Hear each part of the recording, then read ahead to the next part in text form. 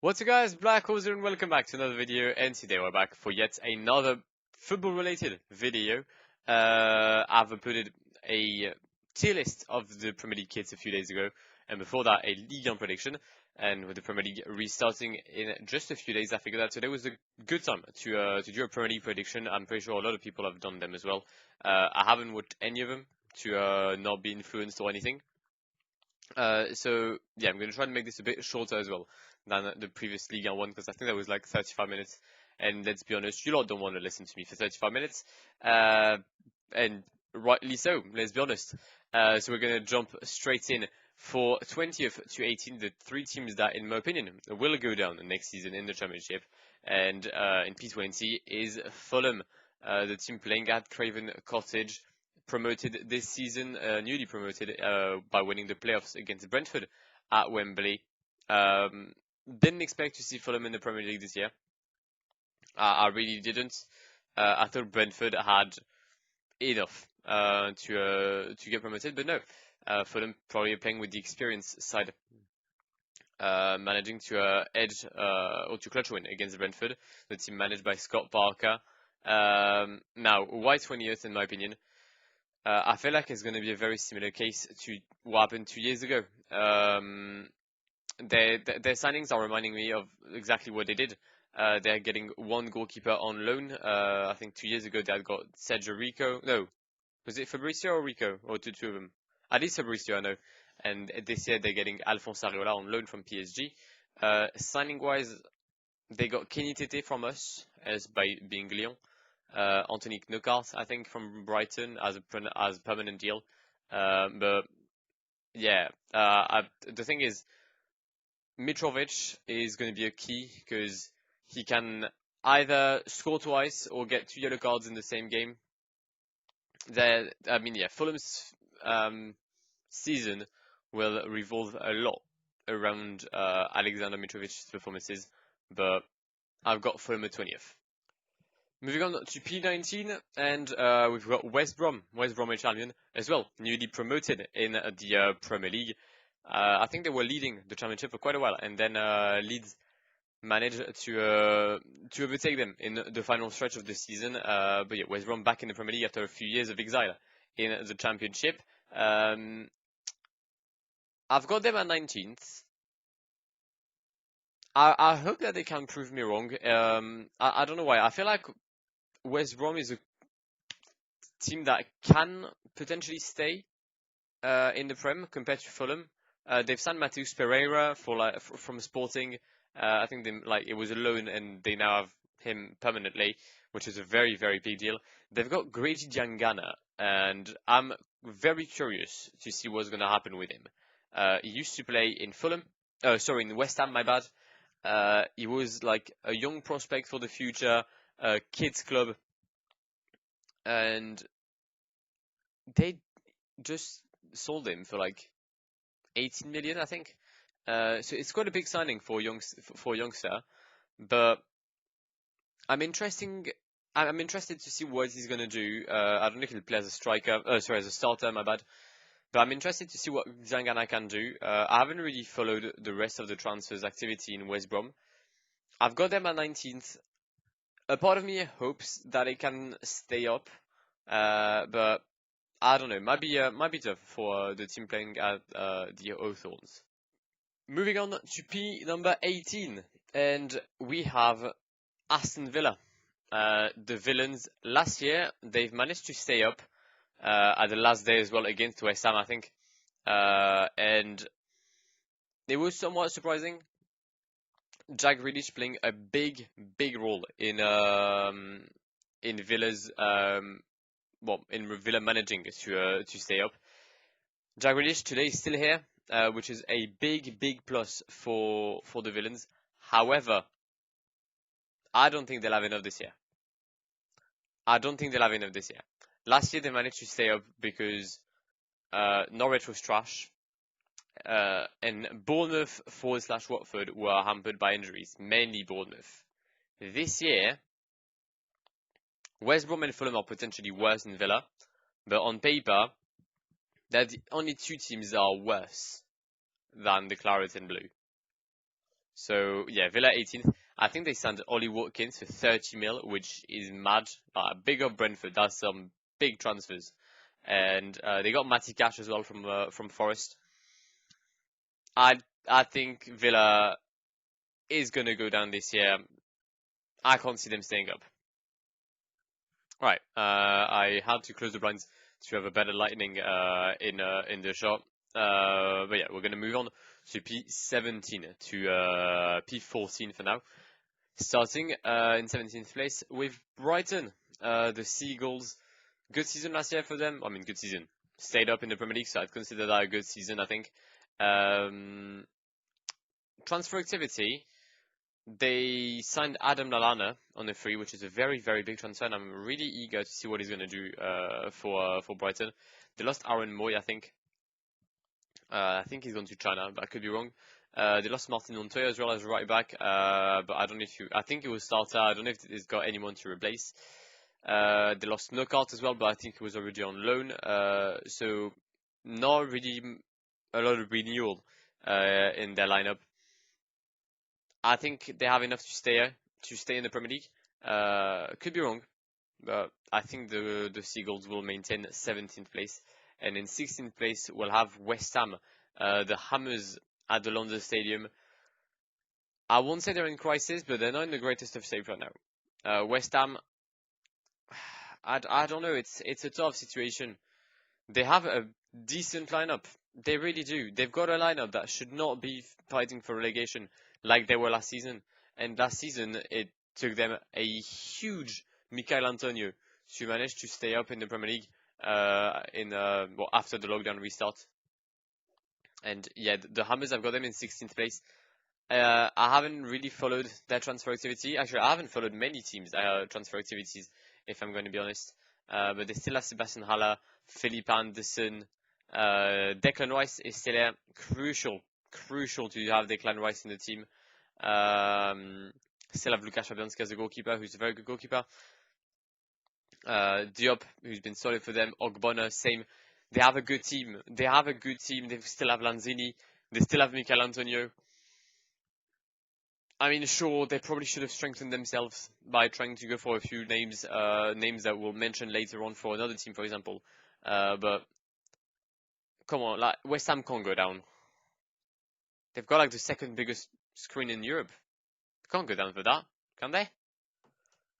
Alright, moving on to P15, and we're gonna have the Clarets, Burnley. Now, I know previously I haven't really followed the transfer activity of the 5 teams before. I'm pretty certain, actually I'm convinced, Burnley has signed no one. I think they got Will Norris for Wolverhampton.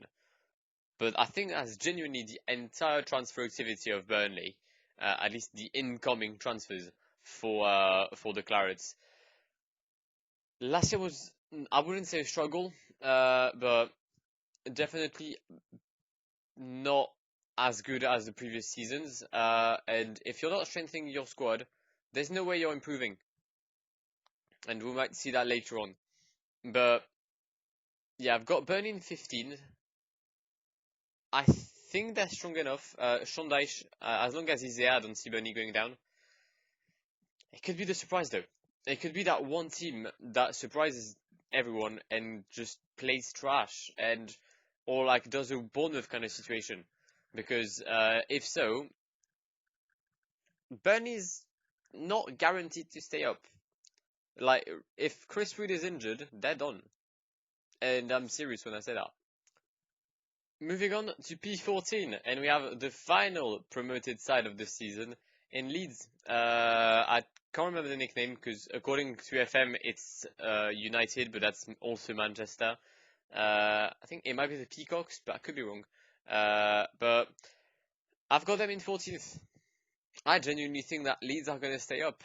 They've done 2 big transfers. The first one, the arrival of Rodrigo Moreno, the international striker, or the Spanish international, sorry, from Valencia. Not the greatest of year for the 27-year-old, I believe, but still a good striker. Don't know what he's going to do in the Premier League. Hopefully, he won't follow the likes of Lucas Perez or in more recent season, Borja Baston. Like the kind of Spanish strikers have good years in the Santander, move to the Premier League, and kind of bang average.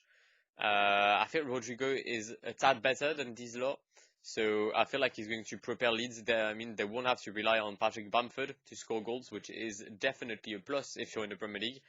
They've also signed Robin Koch as a centre-back from Freiburg, which is good to strengthen the back four. I don't think they've lost many people. I know they've got Jack Harrison once again on loan from City. So not many turnovers as well in the offensive part, just Rodrigo, as I said. Yeah, no, it's definitely good. And also, it is a team managed by Marcelo Bielsa. I'm French. I've watched French football for quite a while. He used to manage Marseille. He managed Lille for like 2 weeks, which is big. But no, he used to manage Marseille. And for the 3 quarters of the season, Marseille were a machine. But when I tell you they were a machine, they were running 90 minutes long. And they eventually burnt out in the final quarter of the season. But Leeds managed to do that on 46 games last year. Granted, lockdown happened, but I mean, the restart, there was like 14 games to play in a very short amount of times, and Leeds managed to hold on to that. If Leeds can win the championship in 46 games, I feel like the intensity of play will be enough for Leeds to stay up for 38 games. At least that's my thinking. So I've got Leeds in 14th. I believe Marcelo Bielsa is the man for the job for Leeds. And it's just good to see them in the Premier League again. I know a lot of people don't really like Leeds. But they're a Premier League side. Come on. Like, they just deserve to be here. And let's hope that they won't bottle it like they've done in the previous seasons. Right, now moving on to P13 to P9, and we're going to start up with Sheffield United. Last season, big surprise, we'll say. For a long time fighting for European contention, and then things went down, things went very south after the restart. The Blades, led by Chris Wilder, did not enjoy the restart, having basically a relegation form. And I think they ended up finishing 10th or 9th. Them and Watford are like the main reason as to why I was so much off in my predictions of last season. So hopefully Sheffield won't do me bad like that. Moving on to P13 to 8, and we're going to start off with Sheffield United. The Blades, led by Chris Wilder, had a good year last year until the lockdown, and then after the restart, really struggled to get back in their form.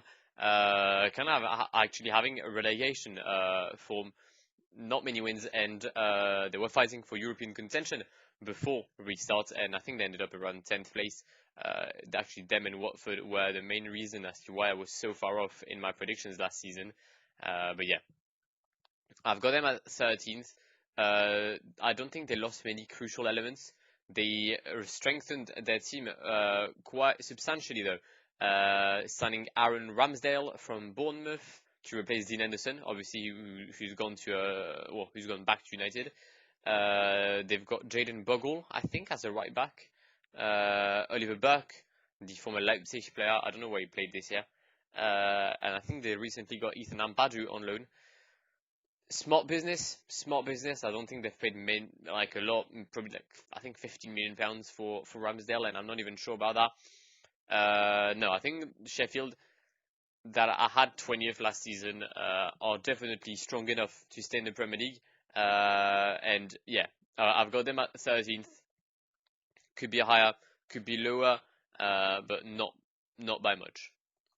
Right, moving on to P number 12, and we've got Palace, the Eagles, Crystal Palace, finished 15th, I think, last year, or 14th? Yeah, 14th. Still led by Roy Hodgson. Still have a good team. Haven't lost a lot of elements, I don't believe so, at least. They still have Wilfried Zaha, they still have Milivojevic, and I think just them two alone, are enough to maintain Palace in the Prem. They got Michy Batshuayi on loan as well, which is very big for them. They got Eberechi Eze from QPR. They've got Nathan Ferguson from West Brom as well, on the free, I believe.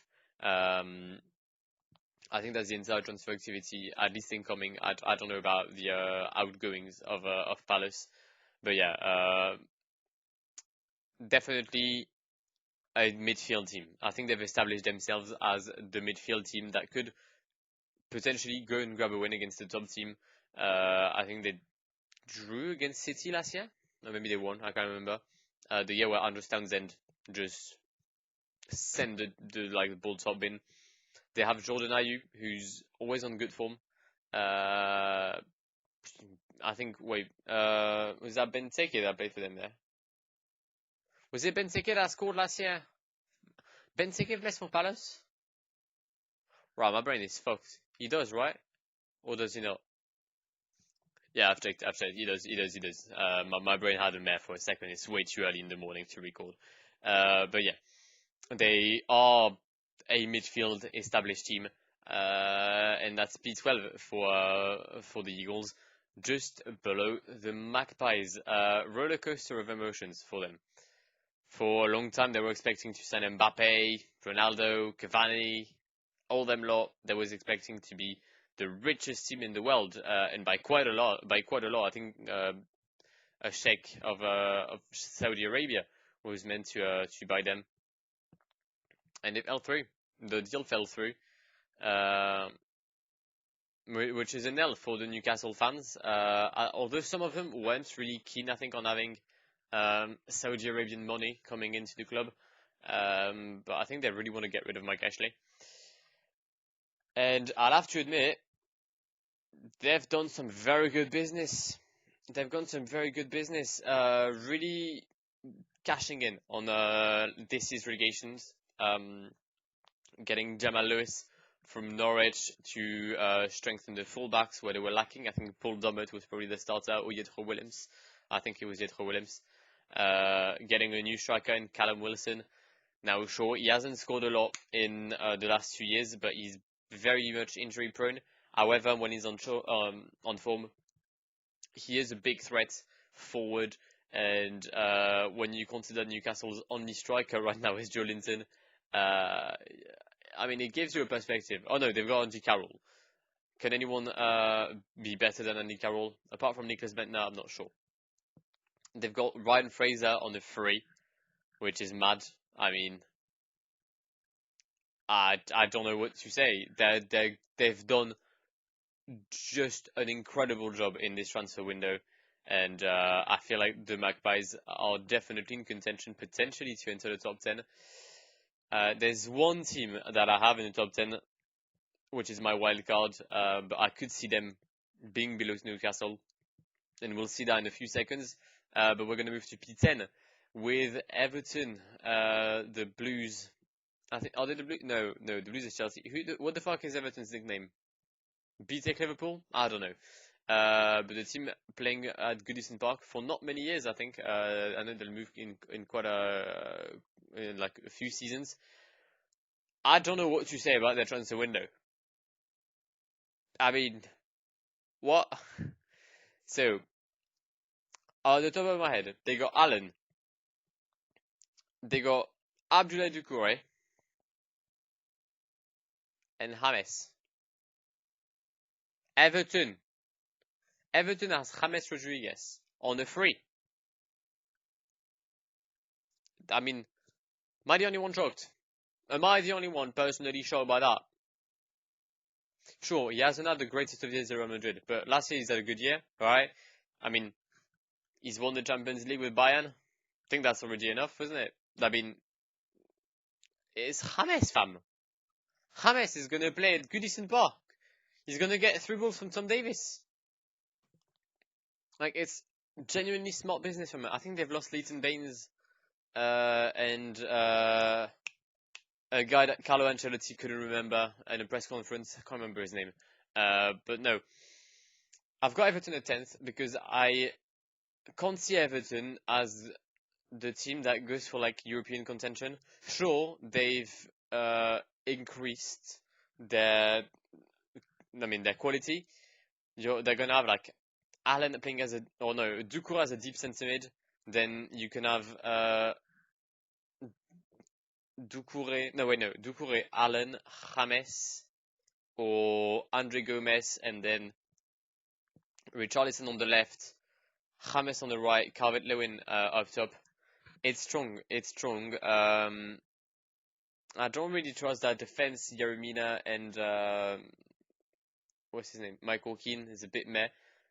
Lucadine, that's strong on the right. I think it's still Seamus Coleman, and I do not really rate Jordan Pickford. I've got Everton at 10th. I wouldn't be surprised if they finished 8th or 9th, but yeah, 10th for the Toffees. Right, here's my wild card. In 9th place, I've got Southampton. Sole reason, they've got nice kids. Moving on to Wolverhampton. No, I'm kidding. Southampton, they're in 9th because their restart last year was immense, and they've had an incredible Danny Ings, nearly fighting for like the top scorer in the Prem, which is not something I expected from Danny Ings. But if he can carry on that form, Southampton are in for a good season. They've got a good side. They've lost Pierre-Emile Højbjerg, which is a shame. I mean, he was their captain, I think, at one point. But they still have the likes of James Ward-Prowse, them players like that. They've strengthened their team by adding permanently Kyle Walker-Peters and someone I'm really interested to see play. He nearly signed for Rennes in real life in France, and I'm curious to see how his playing style will like be in the Prem. But they've got Mohamed Salisu. He was one of the key players for Valladolid last season. Someone I had an eye on. I don't know, but I watched him in it. And he looked very interesting and quite confident. He's still young, but I'm quite eager to see him in the Premier League. He could be one of these marquee players that like are not really no one really talks about them, but they're always there to do the work. And if you pair him with like a Yannick Vestergaard, they would be quite balancing each other. Because I can't remember the other centre back for Southampton. But no, definitely a strong team. Southampton aren't gonna go down. I've got them at 9th. I wouldn't be surprised if they were 12th. Let's be honest. It's going to rely a lot on Danny Ings' season. But yeah, I've got them in 9th position, just behind Wolverhampton.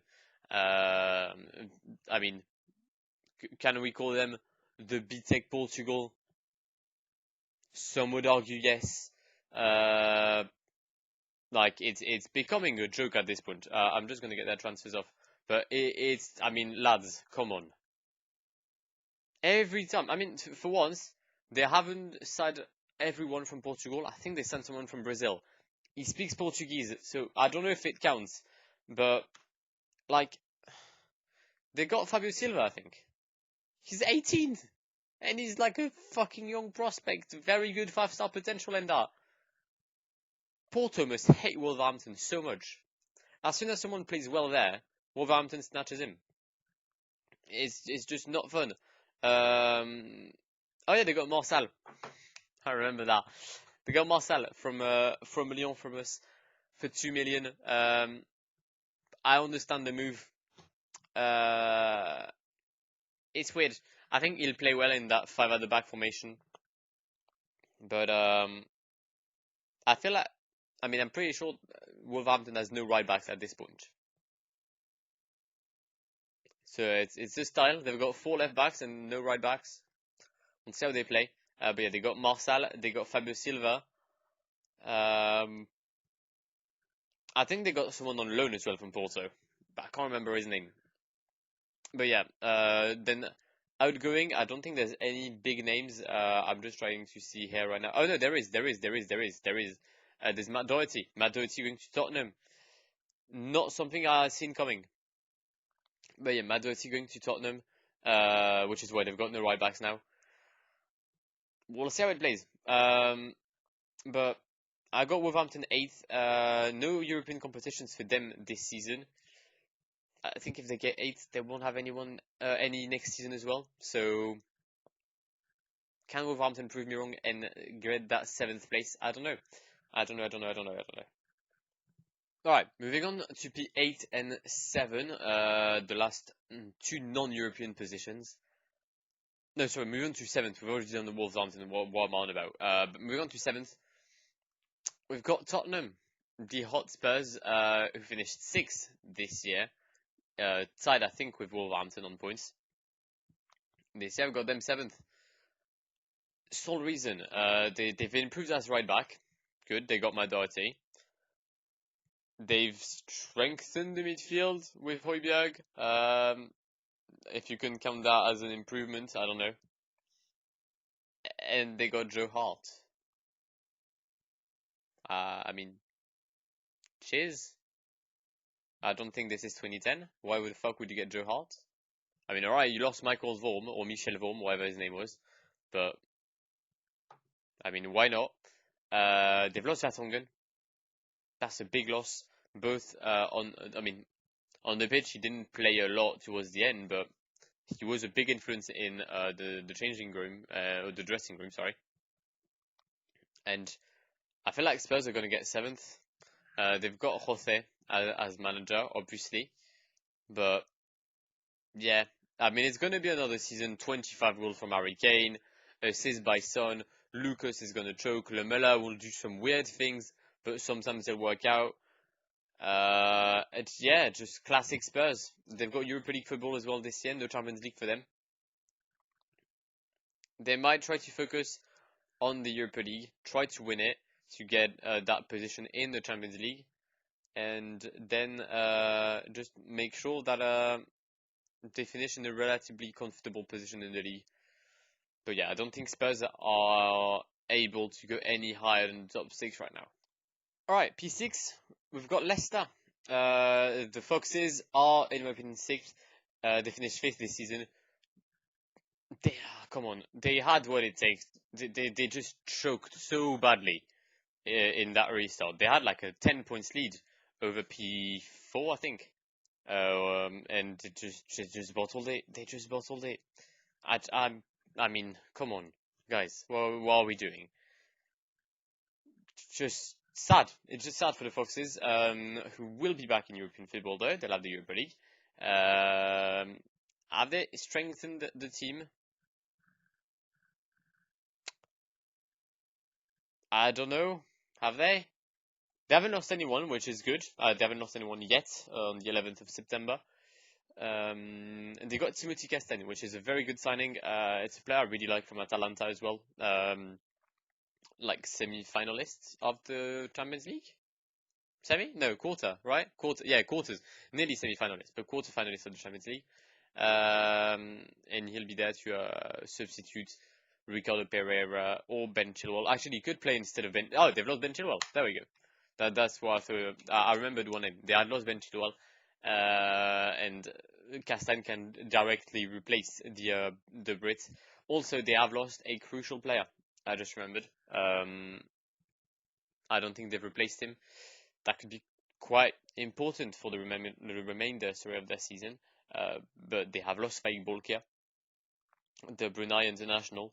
Hopefully that won't cause them too much issues, mainly financially. Alright, we're now going to move on to the top 5. And in 5th position, I've got the Gunners from Arsenal. They started that season quite well, winning the Community Shield on penalties against Liverpool. They've managed to renew Aubameyang. They've made some signings. Willian, Cedric, Gabriel from Lille, who's a very decent centre-back. I think they got Pablo Mari as well. I don't know if he had played last season already, but they got him as well. And then a few other guys. But yeah, good window from Arsenal. They haven't lost anyone yet, at least from what I'm seeing. But I know that there's still a deal that they want to make. It's not a deal I like. They want to swap Guendouzi for Houssem Aouar. Now, if it happens, I will personally slit my throat with shards of glass, because Guendouzi is shit. Aouar is... Alright, Houssem Aouar? Gendouzi. Like, it's a fall from grace. He's trash. And the fact that he's starting for Arsenal midfield is why I've got them 5th.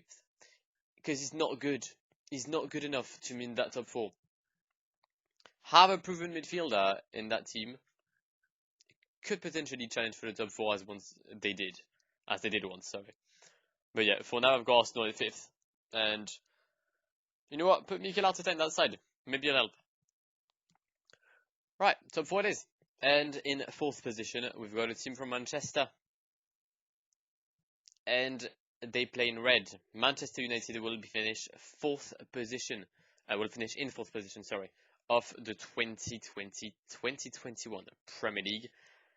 The one signing only right now, Donny van de Beek. Good signing. Scared that he finishes like Frenkie de Jong or Matthijs de Ligt, which is overhyped, overpaid, and a bit meh in their opening season outside of the Eredivisie. I mean, it could also flop like Depay did for United. Who knows? Maybe he's just going to be very good. I mean, they'll still have Bruno Fernandes, so that should help them getting a few points. Sorry. They still have Rashford.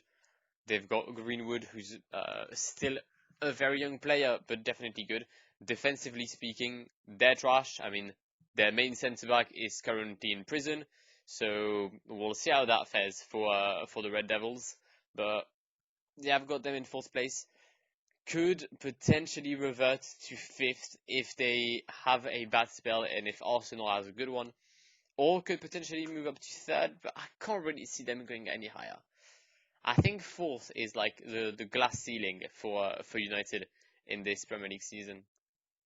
Podium time, and we're going to kick this off by a team that plays in blue. Manchester City. I don't have them on the top 2 for now. I feel like this is it for Guardiola. I feel like this is his final year. I just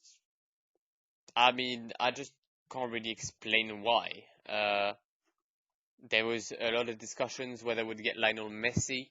If they did, probably wouldn't have been 3rd in my list.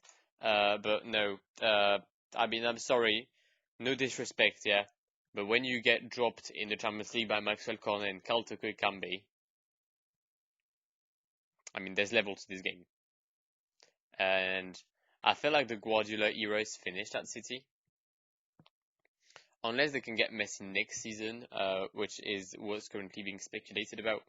But I don't know. I just don't feel like City is as threatening as they've been in the past. Sure, they've got good players.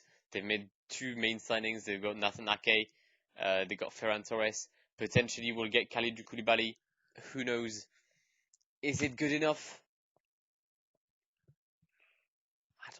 I don't know. I feel like it's the year too many for Pep. And I mean, let's be honest. They can get 2nd. They can even get 1st. That's how good City is. Do I think they'll get 1st? No. Do I think they can get 2nd? I mean, right now I'm still torn whether I should have them 2nd or 3rd.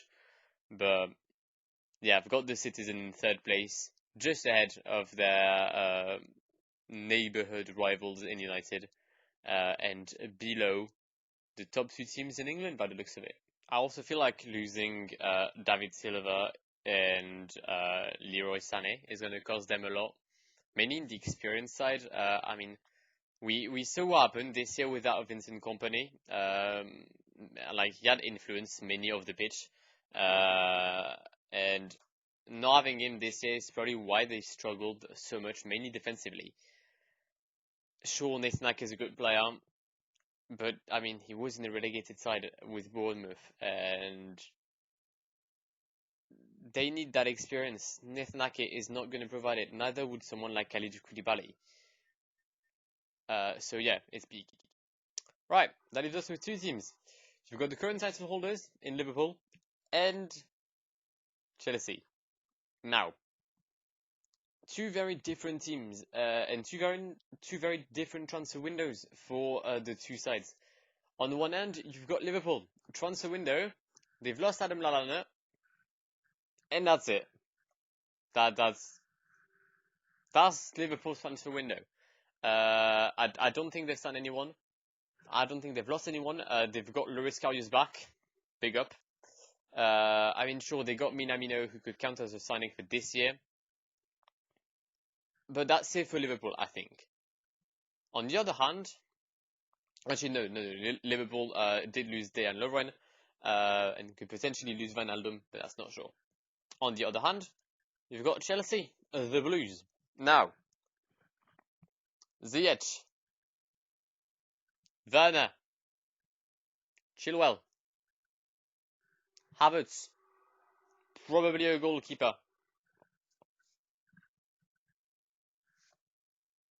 Thiago Silva, which is not a song by Jay Tracy, although it's a banger.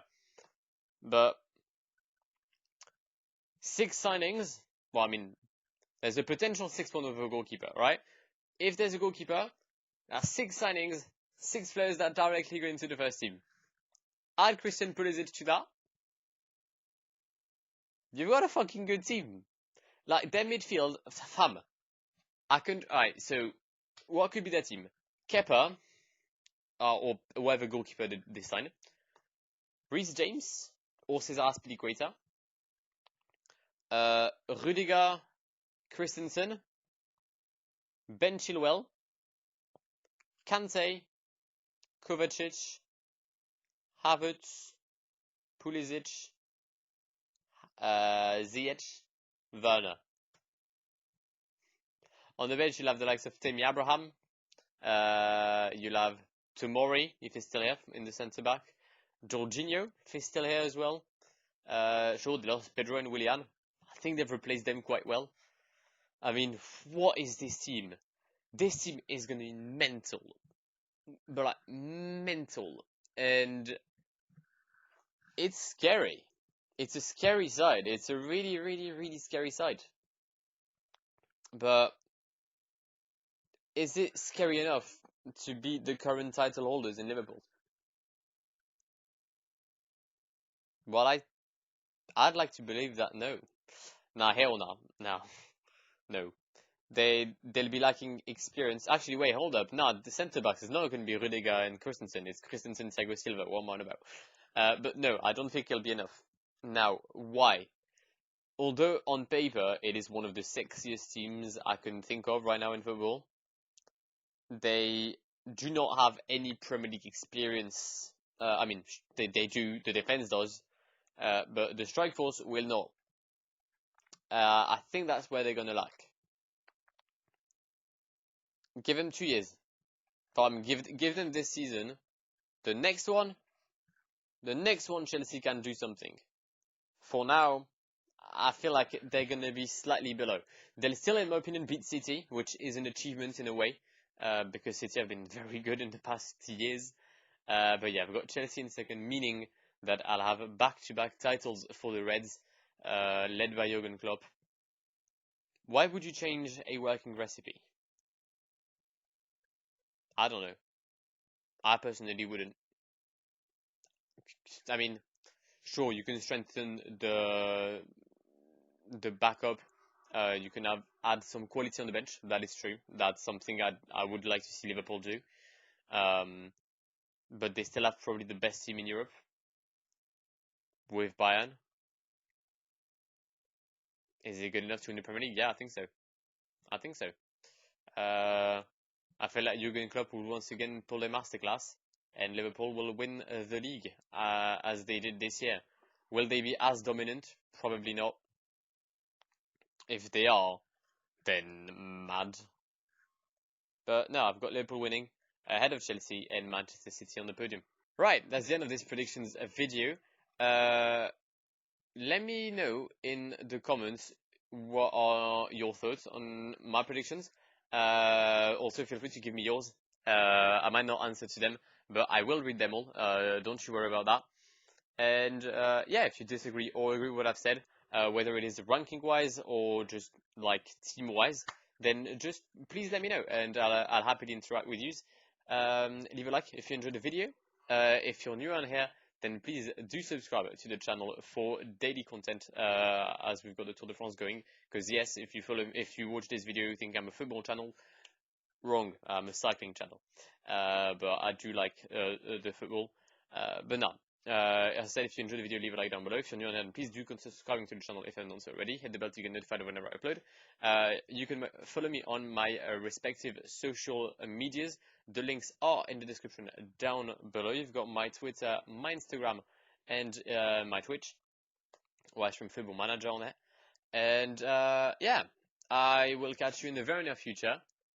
Have a good day. But my name has been Blacko. It has been an absolute pleasure talking to you guys. And goodbye. Pull up in the gold, I'm leading. But them other man need feeding. I don't wanna go Bombay. Them I don't know what I do when I go from Beeling. Leading the pack in black and I'm on with the bat. Snapping with a phone and dab. Boss up a man with a duster. Put him in the drip and sit blockbuster.